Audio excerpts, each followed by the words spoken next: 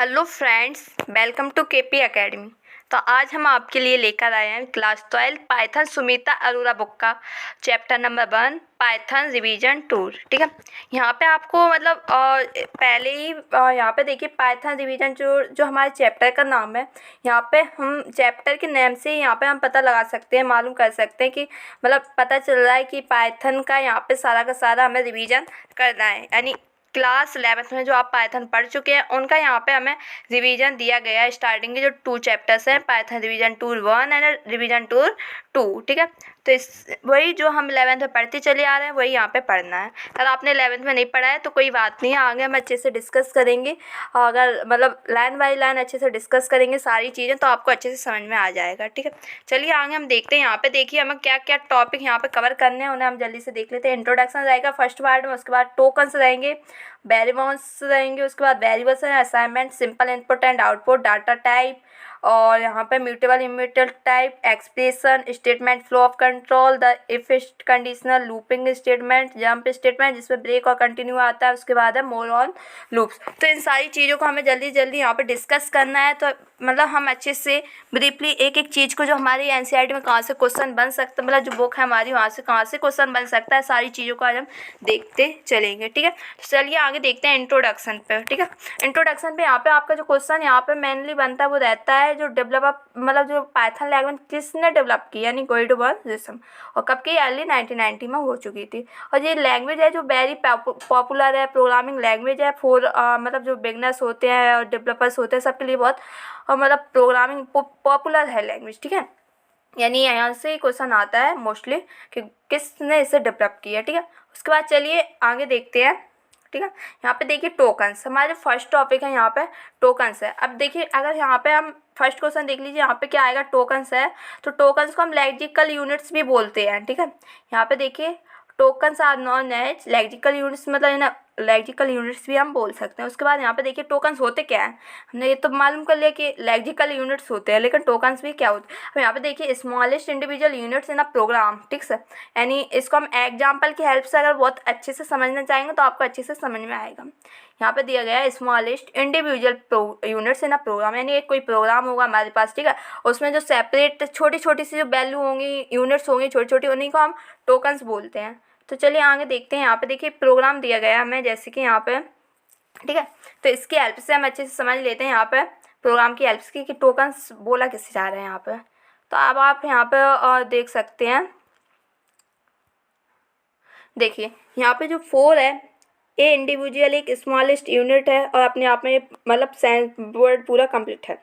A1 एक unit है smallest, N एक स्मॉलेस्ट इंडिविजुअल यूनिट है, रेंज, उसके बाद ये बन है, इसके बाद कॉमा इसमें है बन। ठीक है, इस तरीके से कॉमा कॉलन, ये सारे जो इफ़ है, ए इतना एक एक्सप्रेशन इंडिविजुअल में ऑपरेटर्स हैं, जीरो, इस तरीके जो यहाँ पे जो स्मॉलेस्ट इंडिविजुअल यूनिट्स हैं इन सबको हम टोकन्स कह सकते हैं। किसी भी प्रोग्राम के अंदर जो स्मॉलेस्ट इंडिविजुअल यूनिट्स होती हैं हम टोकन्स कहते हैं। अब देखिए अगर यहाँ पे आप थोड़ा सा अगर आप यहाँ पे देखें, ठीक है, यहाँ पे देखिए आप फोर देखिए आपको कुछ याद आ रहा होगा, 11th में आपने लूप्स पढ़े हैं ना। तो यानी फोर्स का मतलब होता है यहाँ पे, ऐसे हम यूज करते हैं किसमें, लूप में। एन का हम स्पेशल पर्पस के लिए यूज करते हैं। ठीक है ना, उसके बाद यहाँ पे देखिए, उसके बाद यहाँ पे A1 किसी भी चीज़ को हम जब लेवल देते हैं, आपको अभी हम थोड़ा बेसिक से बताएं, अभी आपको ब्रीफली यहाँ पर बताएंगे, सारी चीज़ों को समझाएंगे।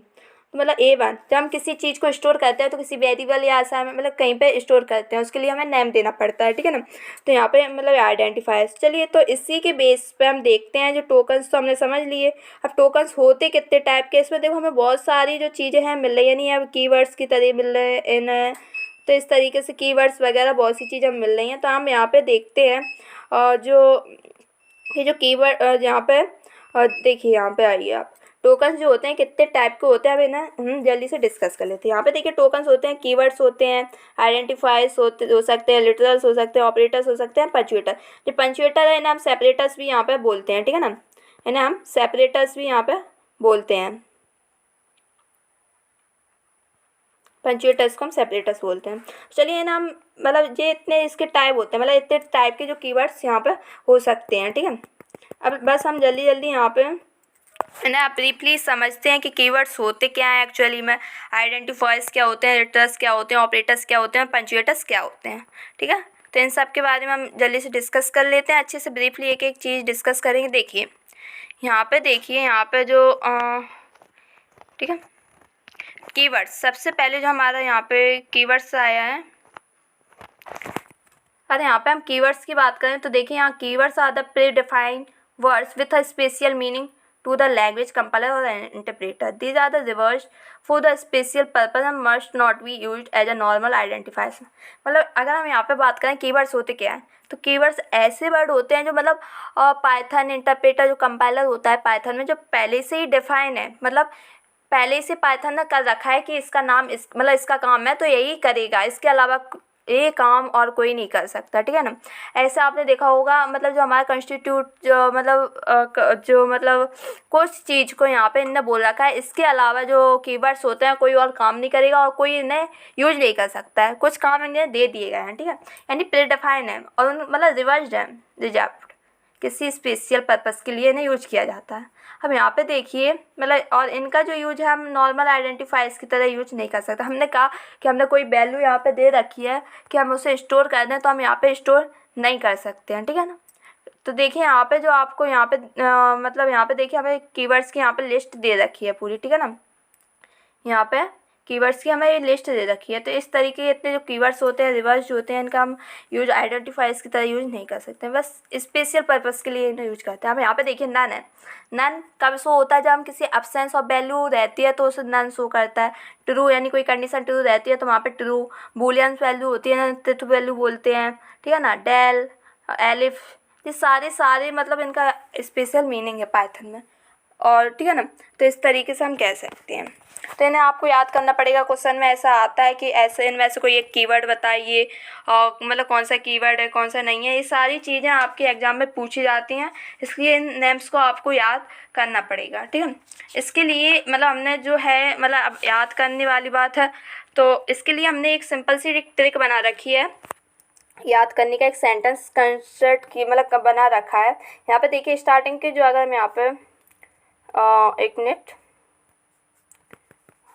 यहाँ पे देखिए जो स्टार्टिंग के अगर यहाँ पे हम बात करें, फॉल्स यानी फॉल्स जो दे रखा है, ट्रू दे रखा नन, और जो ट्रू दे रखा है यहाँ पे हमें फॉल्स दे रखा है, नन और ट्रू।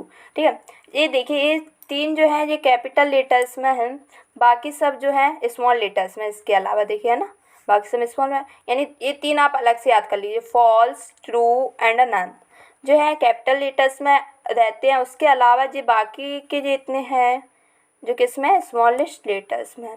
इनका हमने एक सेंटेंस बना रखा है, आप नोट कर लीजिए। हम बोल रहे हैं elif else break class is not continue as def and def, one sentence है, यानी else elif break class is not continue as def and def. ठीक है, उसके बाद जो सेकंड सेंटेंस हमने बना रखा है, मतलब इन्हीं को सबको मिला के हमने सेंटेंस बना रखी है जिससे हमें इजीली याद हो सकते हैं।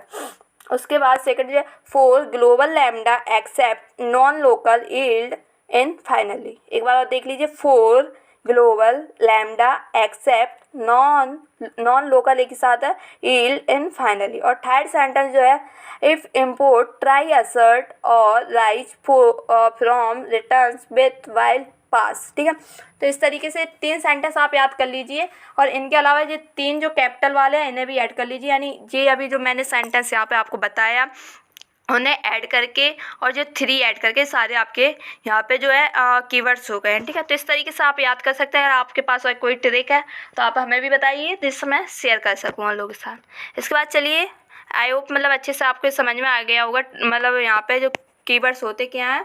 देखिए यहाँ पे, देखिए आप यहाँ पे भी देख सकते हैं, a keyword is a word having a special meaning reserved by a programming language, मतलब यहाँ पे स्पेशल मीनिंग इनका है।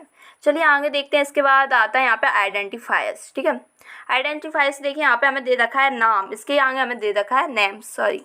ठीक है ना, यानी आइडेंटिफायर्स होते हैं ना, हम नेम्स बोलते हैं। अब नेम्स मान लिया मैंने कोई एक डिब्बा दे रखा है, ठीक है, यहाँ पे सपोज करिए मैंने पेन रखी है इस बॉक्स में, मतलब यहाँ पे हमने पेन रखी है। ठीक है ना, तो इससे हम सिंपली इस पर लेबलिंग करके रख देते हैं कि बाई चांस हमें जल्दी से मिल जाए, इसलिए हम यहाँ पे लेबलिंग करेंगे तो पेन लिख दिया हमने। ठीक है, इस तरीके से। इसी तरीके से अगर हम कोई सी भी वैल्यू कहीं पे स्टोर करते हैं तो उसे हम किसी भी वेरिएबल में स्टोर तो करते होंगे। ऐसे A1 = 6, यानी हमने यहाँ पे 6 को स्टोर कर रखा है A1 में, है ना।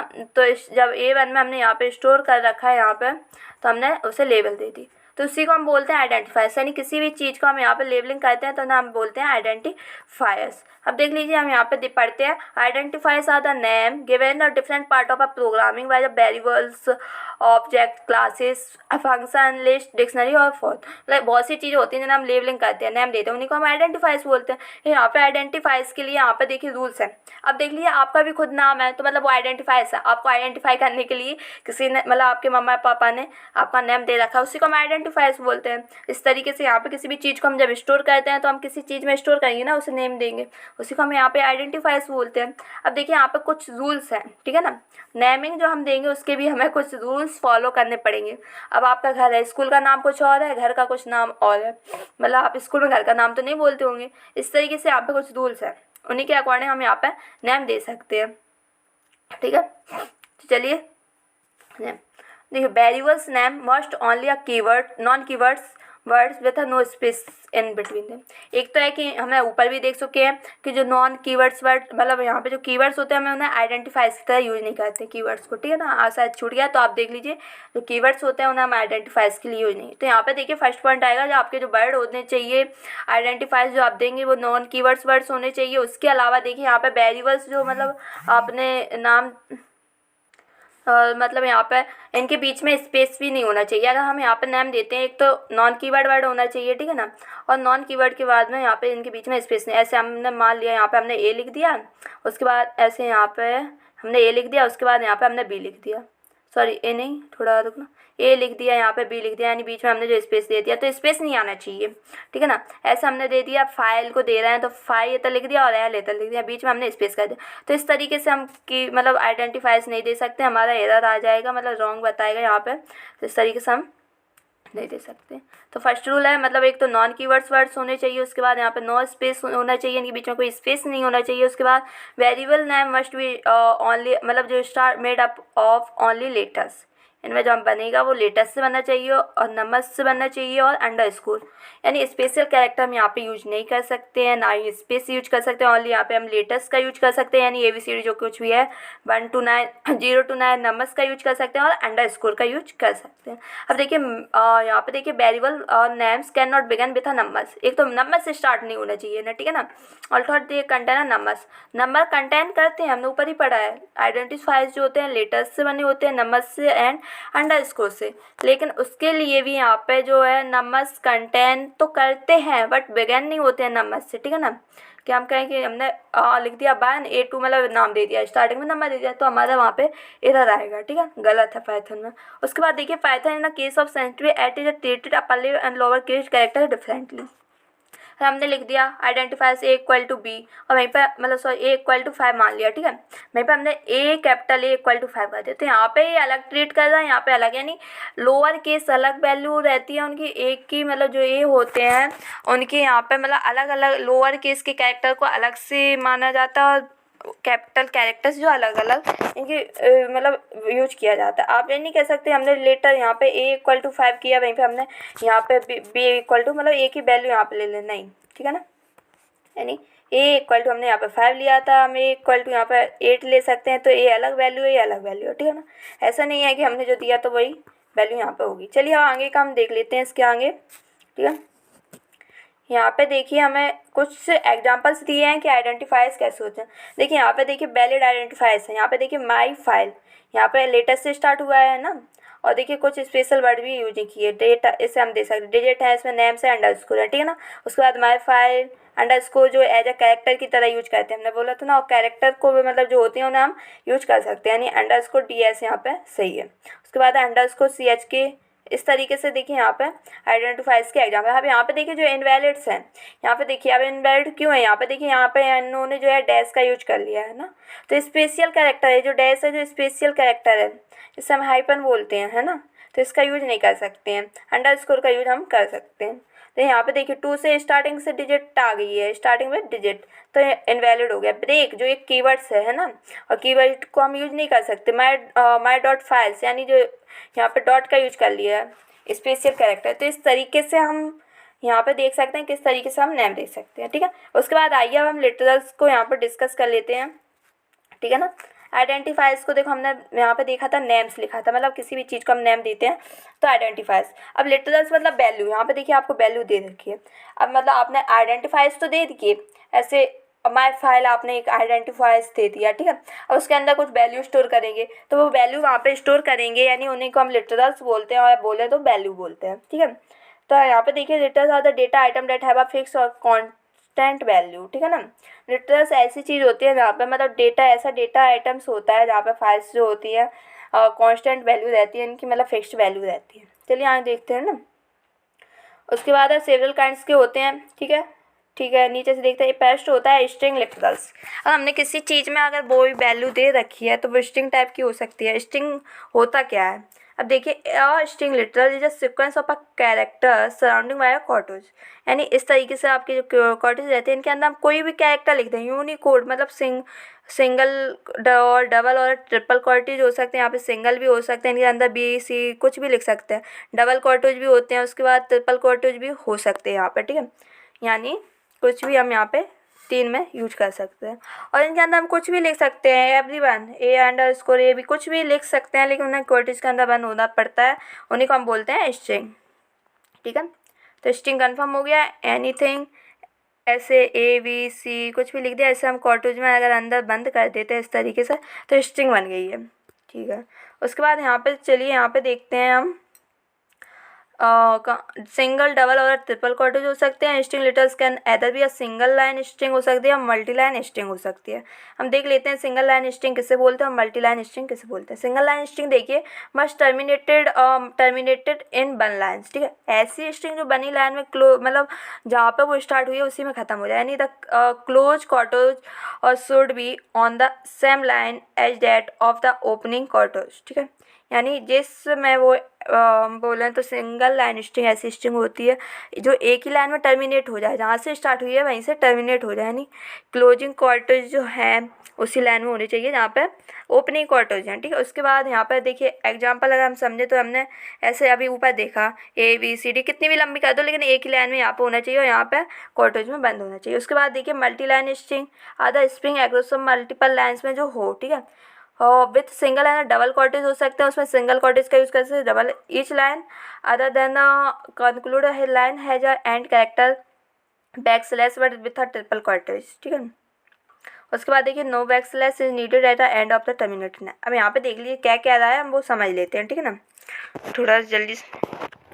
तो देखिए यहाँ पे हम एग्जाम्पल की हेल्प समझते हैं। टेक्स्ट ऐसे यहाँ पे दिया गया है। अब देखिए यहाँ पे जिस लाइन वो स्टार्ट हो रहा है उसी में तो ख़त्म हो रहा है, तो यहाँ पे हम कह सकते हैं सिंगल लाइन स्ट्रिंग है, ठीक है। यहाँ पे लेकिन आप जब नीचे यहाँ पे जो सेकंड वाला जो आपका एग्जांपल है उसे आप जब देखते हैं यहाँ पे देखिए ये क्या है, हमारा आइडेंटिफाइज है ना, नेम है। उसके बाद लिटरल्स है, ठीक है, वैल्यू है यानी। अब देखिए यहाँ पे हमने डबल कॉर्टेज का यूज किया है लेकिन हमने स्लैश बैक स्लैश यहाँ पे लगा के मल्टीपल लाइन में चले गए, तो क्या हुई, ये मल्टी लाइन स्ट्रिंग हो गई। मतलब हम अगर हम सिंगल और डबल कॉर्टेज का यहाँ पे सिंगल और डबल कॉर्टेज का अगर हम यहाँ पे यूज करते हैं तो उसके लिए हमें बैक स्लैश यूज करना पड़ेगा एंड लाइन ऑफ कैरेक्टर के बाद, मतलब किसी भी चीज़ को लिखने के लिए एंड ऑफ लाइन कैरेक्टर हमें यूज करना पड़ेगा, ठीक है। उसके बाद यहाँ पे देखिए हमने ट्रिपल कॉर्टेज यूज किए हैं, ठीक है ना, यहाँ पे ट्रिपल कॉर्टेज यूज किए हैं लेकिन हमने यहाँ पे बैक स्लैश यूज नहीं किया, क्योंकि अगर हम सिंगल और डबल कॉर्टेज जब भी यूज करते हैं तो हमें लास्ट में बैक स्लैश का यूज करना पड़ेगा। अदरवाइज अगर आप ट्रिपल कॉर्टेज का यूज करते हैं तो आपको बैक स्लैश का यूज नहीं करना पड़ेगा। अब यहाँ पे देखो हमने यहाँ पे पढ़ा था ना, हाँ देखिए no back slash is needed at the end of the intermediate lines, ठीक है। इंटरमीडिएट जो आपकी लाइन्स है वहाँ पे आपको यूज नहीं करना पड़ेगा अगर ट्रिपल कॉर्टेज कहते हैं। तो इस तरीके से हमने देख लिया यहाँ पे मल्टी लाइन स्ट्रिंग क्या होती हैं और मतलब कौन स्ट्रिंग क्या होती हैं। उसके बाद यहाँ पे देखिए in string you conclude non graphic character that इसके पास sequence escape sequence are given, ठीक है। तो इस तरीके से यहाँ पे हमें जो टेबल दे रखी है यहाँ पे देखिए आप देखिए यहाँ पे स्किप सीक्वेंस दे रखे हैं, यहाँ पे व्हाट इज द डज मतलब नॉन ग्राफिक कैरेक्टर्स हैं। इस तरीके से यहाँ पे देखिए बैक स्लैश है, सिंगल कॉर्टेज है, डबल कॉर्टेज है, आज की वेल्स है। इस तरीके से इनके सिंबल दे रखे हैं, हमें याद करना पड़ेगा। चलिए आगे इसके अलावा आगे स्टार्ट करते हैं। अब देखिए लिटरल्स अभी हमने कौन से लिटरल्स देख लिए, स्ट्रिंग, यानी हमने देखा यहाँ पे जो हमने वैल्यू दे रखी हैं वो स्ट्रिंग में हो सकती है, नंबर्स में भी तो हो सकती हैं। हमने मतलब किसी हमने आइडेंटिफाइज दे दिया उसमें हम वैल्यू देते हैं, ठीक है ना, तो वो नंबर्स में भी हो सकती हैं, आइडेंटिफाइज हो सकते हैं। तो चलिए हम न्यूमेरिकल्स लिटरल्स यहाँ पे देखते हैं। स्ट्रिंग देख लिया, यानी स्ट्रिंग में दे दी हमने वैल्यू, उसके बाद आई न्यूमेरिकल स्ट्रिंग। यहाँ पे number stars numeric value and these can be one of the following type. Numbers हो सकते हैं, हम किसी भी आइडेंटिफाइज को नाम देते हैं। अब वो भी उनमें भी कई सारे टाइप हो सकते हैं, इंटीजर्स हो सकते हैं ना, यहाँ पे जो है इंटीजर्स हो सकते हैं, ठीक है ना। अब देखिए हम थोड़ा सा आपको यहाँ पे जूम करके दिखा दे रहे हैं। यहाँ पे देखिए, यहाँ पे जो आपकी न्यूमेरिकल लिटर्स होते हैं उसमें आपका इंटीजर भी हो सकता है, उसके बाद यहाँ पे फ्लोट पॉइंट नंबर्स हो सकते हैं, कॉम्प्लेक्स नंबर्स हो सकते हैं। आपने ऑलरेडी यहाँ पे 11th की मैथ में पढ़ा होगा कॉम्प्लेक्स नंबर के बारे में, फ्लोट पॉइंट नंबर्स और इंटीजर्स। अब देखिए यहाँ पे जो वैल्यू हम देंगे इंटीजर में हो सकती है, यानी माइनस प्लस में, और ठीक है ना, इस तरीके से इंटीजर्स होते हैं ना, हम इंट्स भी बोल सकते हैं पाइथन में, यानी पॉजिटिव और निगेटिव होल नंबर्स, ठीक है। इस तरीके से अगर कोई भी नंबर्स होता है तो उन्हें हम पॉजिटिव और नेगेटिव होंगे और होल नंबर में होंगे, और इनमें कोई डेसिमल पॉइंट नहीं होना चाहिए, ठीक है ना। उसके बाद यहाँ पे आइए, डेसिमल फॉर्म में हो सकते हैं इंटीजर्स, ऑक्टल फॉर्म में हो सकते हैं, हेक्साडेसिमल फॉर्म में हो सकते हैं। इन सबको आपने 11th में पढ़ा है, सेकेंड चैप्टर में था, ठीक है ना। हम डेसिमल नंबर्स की यहाँ पे बात करें, डेसिमल नंबर होते हैं 0 to 9, इनका मतलब बेस होता है 10 होता है डेसिमल नंबर्स का। यहाँ पे डेसिमल फॉर्म है तो स्टार्टिंग की जो डिजिट होनी चाहिए, बिगिनिंग होना चाहिए इंटीजर्स का 1 to 9 से डिजिट से स्टार्ट होना चाहिए, ठीक है ना। इस तरीके से हो सकते हैं नंबर्स को हम वैल्यू दे। ऑक्टल फॉर्म, अगर जो integer beginning with O and 0, ठीक है ना। यहाँ पे अगर देखिए ओ सॉरी 0 ओ और 0, ठीक है ना।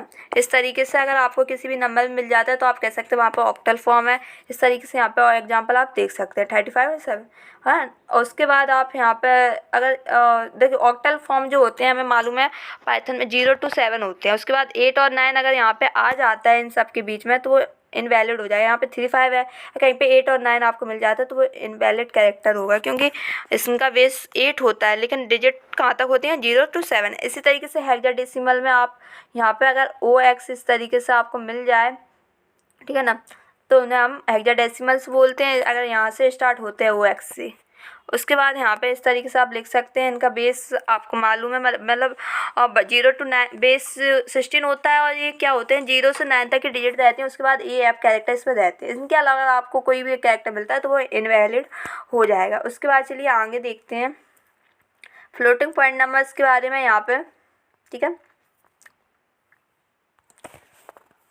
यहाँ पे देखिए जो फ्लोटिंग पॉइंट नंबर्स जो हैं, floating point literals and a real literals. Float represent a real numbers and a writing with a decimal point dividing the integer and fractional part of a number having a fraction part. This can be written in the fraction form. यहाँ पे हम देख, ठीक है ना, तो इस तरीके से यहाँ पे फ्रैक्शन पार्ट आपको मालूम, फ्लोट पॉइंट नंबर यानी पॉइंट में जो नंबर रहते हैं ना हम फ्लोट पॉइंट नंबर्स बोलते हैं। इस तरीके से अगर आपको कहीं पे लिखे मिल जाए तो उन्हें हम बोलते हैं float point. Exponent form, exponent मतलब देखिए यहाँ पे ये आ गया, ये आ गया, ये आ गया, तो यहाँ पे क्या हो गया एक्सपोनेंट फॉर्म हो गया। उसके बाद देखिए यहाँ पे कॉम्प्लेक्स नंबर्स लिटरल्स, ठीक है।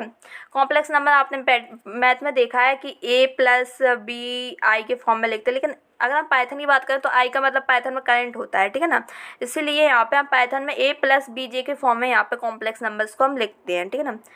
तो यहाँ पे मतलब जो जे की वैल्यू -1 होती है तो आपने मैथ में भी पढ़ा है, अगर -1 √-1 जो होती है आई की वैल्यू होती है, जिसे हम इमेजनरी नंबर्स बोलते हैं। और इसके बाद इसमें एक रियल पार्ट होता है ना, एक रियल पार्ट होता है, यानी ए की जो वैल्यू रहेगी वो रियल पार्ट रहेगी। उसके बाद बी जो रहता है इमेजनरी पार्ट होता है, क्योंकि इसमें इमेजनरी नंबर्स का मल्टीप्लाई होता है, ठीक है।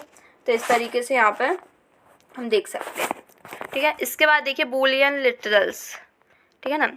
इसके बाद हम डिस्कस करते हैं बूलियन लिटरल्स।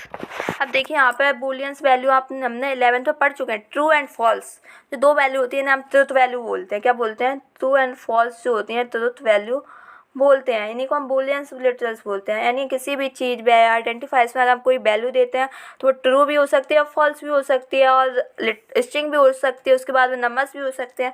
उस तरीके से यहाँ पे बूलियन लिटरल्स भी हो सकते हैं। यानी boolean literals in a Python is used to present one of the two booleans value, ठीक है, ट्रू एंड अ फॉल्स।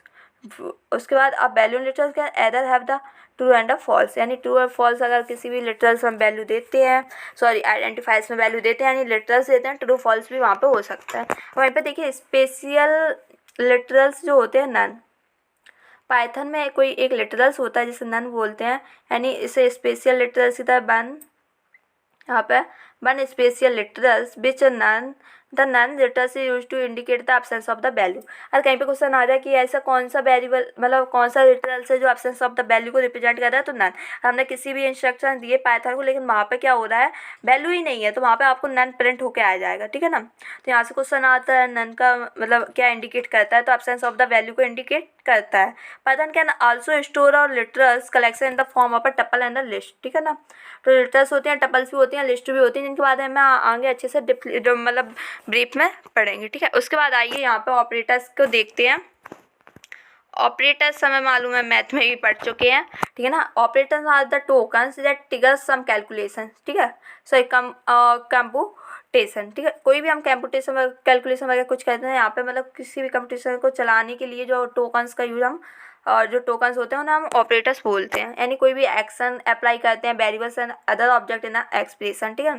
तो यहाँ पे देखिए जिस अर्थमेटिक ऑपरेटर्स जो है मतलब अर्थमेटिक्स में पता है क्या आता है ऐड सब्ट्रैक्ट मल्टीप्लाई डिवाइड, यहाँ पे रिमाइंडर मॉड्यूलर एक्सपोनेंट मॉड्यूलस और यहाँ पे डबल फ्लोर जो डिवीजन है, ठीक है ना। तो इन्हें अर्थमेटिक्स बोलते हैं। उसके बाद है वेटवाइज में ये आते हैं। उसके बाद सिर्फ है, सिर्फ के बाद यहाँ पे आइडेंटिटी है जिसमें एज और एज नॉट आता है, रिलेशन है जिसमें less than greater than, logical operators and और assignment operator equal to, membership is not, ठीक है। तो इस तरीके से इन्हें आप याद कर सकते हैं ऑपरेटर्स से, ठीक है ना। उसके बाद देखिए हम पंचुएटर्स पे आते हैं। पंचुएटर्स हमें मालूम है पंचुएटर्स को हम क्या बोलते हैं, सेपरेटर्स भी इन्हें हम बोलते हैं। पंचुएटर्स को हम सेपरेटर्स भी बोलते हैं। Punctuators are the symbol that are the programming language को ऑर्गेनाइज करते हैं, किसी सेंटेंस को ऑर्गेनाइज करते हैं, उनका स्ट्रक्चर बनाते हैं, उन्हें हम बोलते हैं पंचुएटर्स, ठीक है। Indicate rhythm and the analysis और एक्सप्रेशन स्टेटमेंट ऑफ प्रोग्रामिंग, ठीक है। तो इस तरीके से हम कह सकते हैं किसी भी जब प्रोग्राम में हम कोई स्ट्रक्चर या फिर कोई ऑर्गेनाइज करते हैं सेंटेंस वगैरह, तो वहाँ पे जो सिंबल्स यूज करते हैं उन्हीं को हम बोलते हैं पंचुएटर्स। इस तरीके से आपके सिंबल्स हो सकते हैं, हैशटैग हो सकता है, सिंगल क्वाड्रेट डबल बैकस्लैश, ठीक है ना, इस तरीके एटरेट वगैरह आपके हो सकते हैं, कॉलन।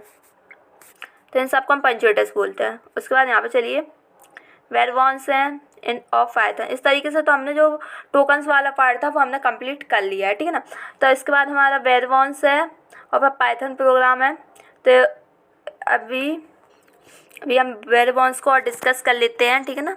देखिए वेरवॉन्स क्या होते हैं। अगर यहाँ पे हम बात करें Python programming main content of various elements such a comment statement active expression. हमने यहाँ पे देखिए आप देख सकते हैं यहाँ पे जो मतलब कोई भी हमने कोई प्रोग्राम लिख रखा है, इस तरीके से देखिए एग्जांपल दिया है, ठीक है ना। यहाँ पे देखिए बहुत सारे स्टेटमेंट हैं, कुछ हैशटैग्स में है, मतलब बहुत सारे सेंटेंस में रखे हैं। तो इनमें इसमें कौन सा पार्ट क्या है उन्हीं को हम वेरिएबल्स बोलते हैं, यानी इसके पार्ट्स को हम वेरिएबल्स बोलते हैं। अब देखिए हम इससे एग्जांपल की हेल्प से समझ सकते हैं, यानी इसमें कमेंट्स हो सकते हैं, स्टेटमेंट हो सकते हैं, एक्सप्रेशंस हो सकते हैं, लेकिन अभी तो हमें मालूम ही नहीं ये चीज़ होती क्या है। तो चलिए उन सब के बारे में हम अच्छे से लाइन बाय लाइन समझते हैं। पहले हम इनकी डेफिनेशन पढ़ लेते हैं, उसके बाद हम एग्जाम्पल की हेल्प से इन्हें समझेंगे, ठीक है ना। तो यहाँ पे देखिए अगर वेरिएबल्स की अगर यहाँ पे सॉरी एक्सप्रेशंस को अगर हम देखें तो एक्सप्रेशन क्या होते हैं, which are the legal combination of a symbol that represent a value, यानी ऐसा कोई भी सिंबल या कोई सा भी कॉम्बिनेशन ऑफ अ सिंबल जो यहाँ पे कोई भी वैल्यू हमें रिप्रेजेंट करता है उसे हम एक्सप्रेशन बोल सकते हैं। ऐसे मान लिया हमने ए इक्वल टू लिख दिया बी प्लस सी, यानी यहाँ पे कोई वैल्यू होगी बी प्लस 5 कोई वैल्यू होगी, यानी यहाँ पे क्या हो रहा है कोई वैल्यू यहाँ पे रिप्रेजेंट कर रहा है हमें, तो उसे हम एक्सप्रेशन बोलते हैं। उसके बाद देखिए स्टेटमेंट यानी programming instruction, which are the programming instruction, अगर हम पाइथन कुछ देते हैं उन्हें हम स्टेटमेंट बोलते हैं। और कमेंट्स देखिए which are additional reading information to clarify the source code, ठीक है ना, यानी सिंगल लाइन कमेंट्स हो सकती हैं जो हैशटैग से स्टार्ट होते हैं, मल्टी लाइन हो सकते हैं, ऐसा ट्रिपल क्वाड्रेट और ट्रिपल और मल्टीपल स्टाइलिश है, मतलब यहाँ पे कमेंट्स भी हो सकती हैं, single line multi line comment, और जो हैशटैग के अंदर इस तरीके से लिखा हो स्टाइल कमेंट बोलते हैं, उन्हें हम बोलते हैं कमेंट्स, ठीक है। उसके बाद आइए फंक्शन, यानी which are the name code section and be resume by the specific their name call function, ठीक है ना, फंक्शन कॉल्स, ठीक है। इसके बाद ब्लॉक्स है, which is a group of a statement which are part of the another statement or a function, all statement inside a block suite, जनाब suite भी बोलते हैं suite, ठीक है ना, और इंडिकेट द सेम लेवल्स। तो इस तरीके से हम चलिए अब इन सबको हम एग्जाम्पल मतलब जो हमने जो एग्जाम्पल है उसकी हेल्प से समझते हैं, तो आपको और अच्छे से क्लियर यहाँ पे हो जाएगा। यहाँ पे देखिए थोड़ा, यहाँ पे देखिए कमेंट्स हमने क्या बताया, जो हैशटैग के अंदर लिखी हुई, यानी एक कमेंट ए हो गई, कमेंट हो गई, कमेंट ए हो गई, उसके बाद यहाँ पे देखिए कमेंट, ठीक है ना, इस तरीके से यहाँ पे जो है कमेंट्स होती हैं,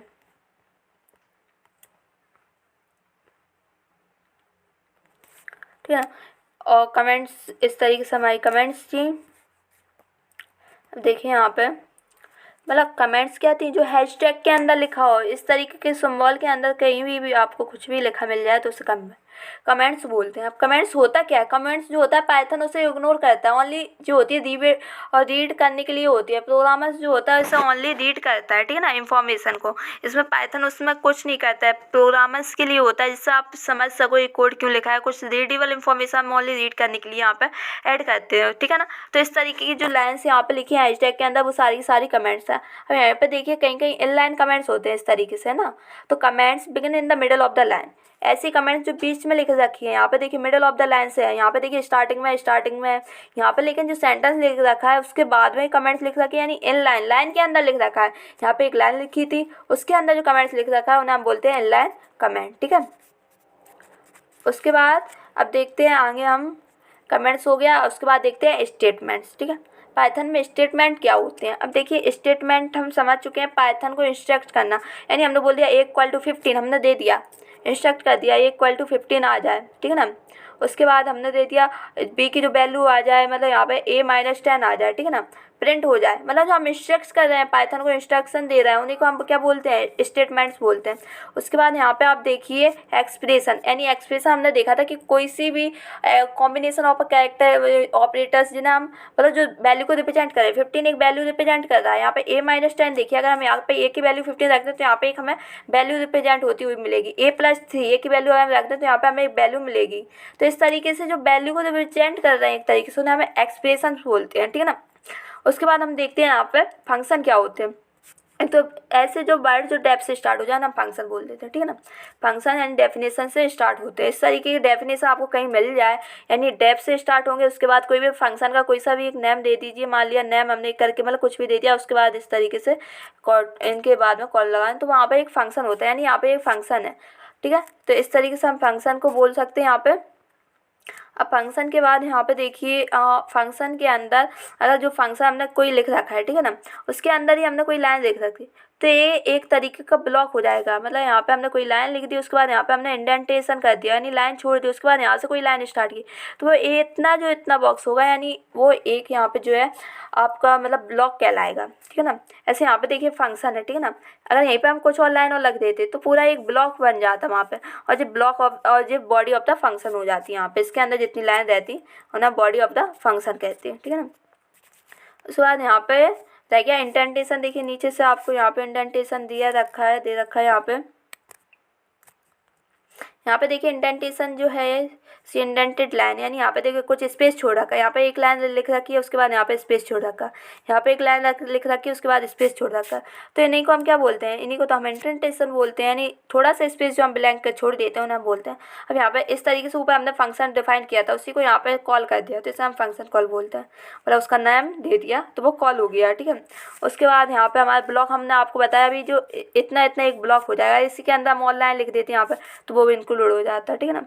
लाइन कमेंट्स हम पढ़ चुके हैं, कॉलिंग कर लिया यहाँ पे फंक्शन को कॉल। तो इस तरीके से सारे के सारे वेरिएबल्स थे पाइथन के अंदर, ठीक है ना, कि मतलब वेरिएबल्स क्या होते हैं। तो इस तरीके से हमने यहाँ पे डिस्कस कर लिया। उसके बाद देखिए अब हमारा वेरिएबल्स एंड असाइनमेंट्स है यहाँ पे, तो इसको हम अगली वीडियो में आपके लिए लेकर आएंगे। यहाँ पे अगली वीडियो में हम वेरिएबल्स और असाइनमेंट्स के ऊपर यहाँ पे बात करेंगे, ठीक है ना। तो अगर वीडियो पसंद आई हो तो लाइक ज़रूर करिए, फ्रेंड्स के साथ में शेयर कीजिए, और अगर आप चैनल पर नए हैं तो सब्सक्राइब कर दीजिए। अगली वीडियो में हम मतलब वेरिएबल्स और असाइनमेंट और उसके आगे का हम कवर करेंगे। तो जल्दी से जल्दी हम अपनी तरफ से पूरा अच्छा अपना बेस्ट देने की कोशिश करेंगे और अच्छा से शायद आपको समझ में आए। ठीक है, तो आप कमेंट करके ज़रूर बताइएगा कि किस तरीके से मैं समझ में आया आपको। अगर कुछ चीज़ समझ में ना आई हो तो आप कमेंट करके बताइए, तो हम उस पर भी वीडियो बनाएंगे। चलिए मिलते हैं अगली वीडियो में। Thank you.